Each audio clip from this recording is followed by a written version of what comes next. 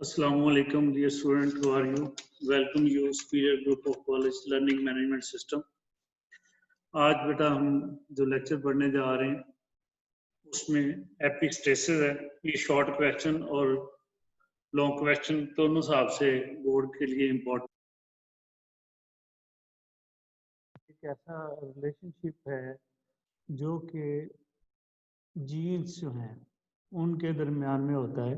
जैसे आपने एक डोमिनेंस रिलेशनशिप पहले पढ़ा है जिसमें फिजियोलॉजिकल रिलेशनशिप है दो अलील्स के दरमियान में, ये उससे टोटली डिफरेंट है। एपिस्टेसिस में क्या होता है कि एक जीन जो एक लोकस के ऊपर प्रेजेंट है वो इंटरफेयर करता है दूसरे जीन को जो कि किसी और लोकस के ऊपर प्रेजेंट होता है, या वन और other gene pair eight other locus. ये जो फिनोमिना है जिसमें एक जीन दूसरे जीन की फिनोटाइप को अफेक्ट करता है, या उसको वो हाइड कर देता है या उसको रिप्रेजेंट करने में मदद देता है, तो ये जीन्स के दरमियान में इंटरेक्शन है जिसको हम एपिस्टेसिस कहते हैं। ये याद रखना है, जो दो डिफरेंट जीन पेयर्स के दरमियान में या डिफरेंट जीन्स के दरमियान में इंटरेक्शन है जो कि उनकी फिनोटाइप को अफेक्ट करता है, ऐसा इंटरेक्शन एपिस्टेसिस कहलाता है। जरा डेफिनेशन भी देख लेते हैं। When an affect caused by a gene or gene pair at one locus interferes with or hides the effect caused by another gene or gene pairs at another locus. Such phenomena of gene interaction is epistasis कहलाता है। उम्मीद है आपको समझ आ गई होगी। Epistasis जो है एक ऐसा इंटरेक्शन है डिफरेंट जीन्स के दरमियान में जो डिफरेंट जो लोकस है उसको ऑक्यूपाई करते हैं। इसकी दो एग्जांपल्स हैं, एक बॉम्बे फिनोटाइप है, एक प्लियोट्रॉफी है। पहले हम बॉम्बे फिनोटाइप जो है उसको देखते हैं।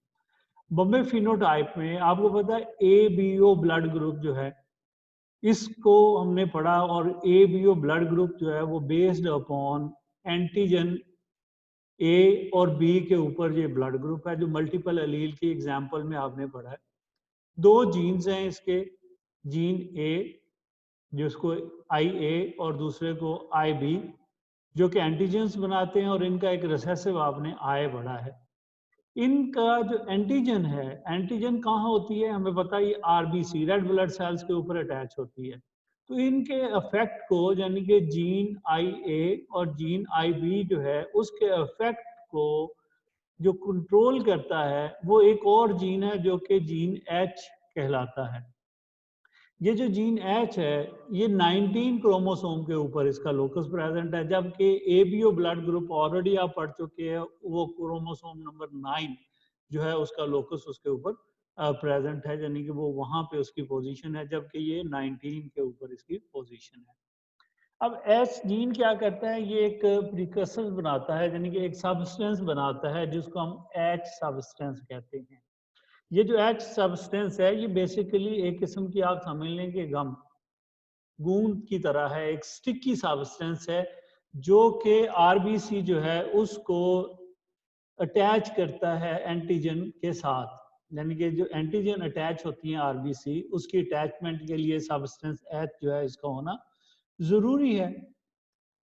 तो ये H जो है चीन, ये एक एंजाइम प्रोड्यूस करता है जो शुगर को इंसर्ट करता है, ग्लाइकोप्रोटीन को on the surface of RBC, और फिर उस RBC के साथ एंटीजन A या एंटीजन B अटैच हो जाती है जो कि उसको जीन स्पेसिफाई करते हैं, और इस तरीके से ब्लड जो है वो A ग्रुप या B ग्रुप जो है वो कहलाता है, या AB ब्लड ग्रुप जो है वो कहलाते हैं।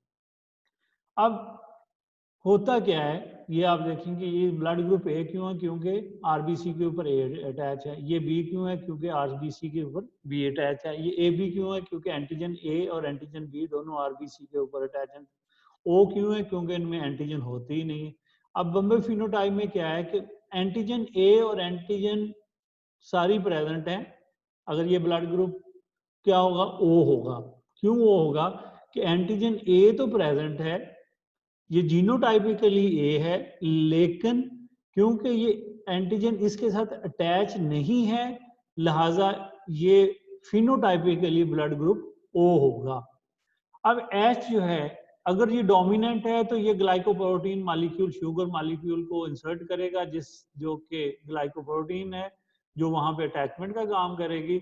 और अगर ये रिसेसिव H है तो फिर ये ग्लाइकोप्रोटीन यानी कि sugar molecule to glycoprotein insert नहीं होगा। और जब ये इंसर्ट नहीं होगा, कॉन्जुगेटेड मॉलिक्यूल नहीं बनेगा, तो एंटीजन जो है वो अटैच नहीं हो पाती। अब इस वजह से ये जो ब्लड ग्रुप है, आल्दो के ये जीनोटाइपिकली ए है या ओ, जीनोटाइपिकली ये बी हो सकता है या जीनोटाइपिकली ए भी हो सकता है, लेकिन फिनोटाइपिकली ये ओ होगा।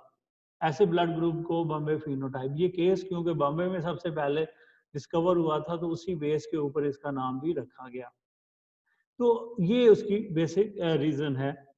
ए बी ओ ब्लड ग्रुप में अगर वो इंडिविजुअल जीनोटाइपिकली ओ नहीं है but phenotypically it is look like O blood group, क्योंकि वो शुगर जो कि इंसर्ट होनी थी आरबीसी के ऊपर, जिसकी वजह से अटैचमेंट होनी थी एंटीजीन्स की, वो अटैचमेंट नहीं हो पाती। अब दूसरा केस जो है वो जो कि एपिस्टेसिस की एग्जांपल है, जिसमें एक जीन जो है वो दूसरे जीन को एक्सप्रेशन को कंट्रोल कर रहा है, या एक जीन जो है वो एक से ज्यादा ट्रेट्स जो हैं उनको कंट्रोल करता है। जैसे ये बीटा ग्लोबन जो है जीन म्यूटेशन के रिजल्ट में ये प्लियोट्रॉपिक है, ये ब्लाइंडनेस जो है उसको भी करता है, लिवर जो डिजीज है उसको भी ये कंट्रोल कर रहा है, और साथ साथ ये हार्ट अटैक का बाइस भी बनता है। तो ये एक ऐसा रिलेशनशिप है जिसमें सिंगल जीन जो है that affect two or more trait, the phenomena is known as pleiotropy कहलाता है, कि एक सिंगल जीन जो है वो एक से ज्यादा ट्रेड्स जो हैं उनको कंट्रोल करता है। Such gene with multiple phenotypic effect is pleiotropic gene जो है वो कहलाता है। अब इसकी दो बड़ी आम एग्जांपल्स हैं। एक तो मैंने आपको बता दी कि बीटा ग्लोबन जो है जीन म्यूटेशन के रिजल्ट में सिकल सेल एनीमिया वाला जो है वो ब्लाइंडनेस भी कॉज करता है, वो लिवर डिजीज भी कॉज करता है, वो हार्ट अटैक का भी बाइस बनता है, और ये सिंगल जीन है। इसी तरह से ड्रोसोफिला के अंदर जो वाइट आइड जीन होता है, वो ना सिर्फ वाइट आइड को जो कि रिसेसिव ट्रेड है उसको कंट्रोल करता है, बल्कि जो स्पर्म स्टोरिंग ऑर्गन है उसकी शेप को भी वो कंट्रोल करता है। इसी तरह से इंसानों में अगर आप देखें तो जीन जो कि ग्रोथ रेट को अफेक्ट करता है, वो ग्रोथ रेट के साथ साथ वेट और हाइट जो है उसको भी इन्फ्लुएंस करता है। यानी कि 3 ट्रेड्स हो गए जो कि जीन ग्रोथ वाला उसके साथ साथ कंट्रोल, ग्रोथ को, वेट को और हाइट जो है, तीनों चीजों को वो कंट्रोल कर रहा है। इसी तरह से कैट के अंदर एक डोमिनेंट एलील है W, जो कि प्योर वाइट फर बनाता है उसकी, जैसे कि ये आपको नजर आ रही है, प्योर वाइट फर है इसकी। तो उसके साथ साथ ये जीन जो है ये डफनेस भी कॉज करता है, क्योंकि इसकी वजह से जो सेल्स, सेंसिटिव सेल्स होते हैं, हेयरिंग सेल्स, वो डैमेज होते हैं, वो उनकी सेंसेस प्रॉपर नहीं हो पाती। तो इसलिए जो होमोजाइगस है रिसेसिव, वो पिगमेंटेड कैट होगी। और क्यों पिगमेंटेड कैट होगी? क्योंकि रिसेसिव जो है वो पिगमेंट्स, कलर पिगमेंट्स बनाता है, जो कि फर जो है उसमें कलर देती है उसको, और उसके साथ साथ हेयर सेल्स जो हैं उसकी सेंसेस में, जो कि सेंस सेल्स हैं, साउंड सेल्स हैं, sense sound cell inside the ear होते हैं, उनकी सेंसेस में भी मदद जो है वो रोल प्ले करती है, यानी कि उसकी सेंसेस करती है।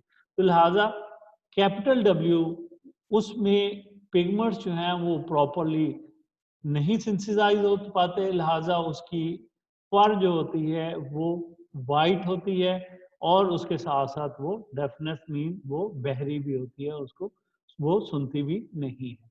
तो आज का लेक्चर ये सब इतना ही था, इस दुआ के साथ कि अल्लाह ताला आपको खुश व खुरम रखे। अल्लाह हाफिज़।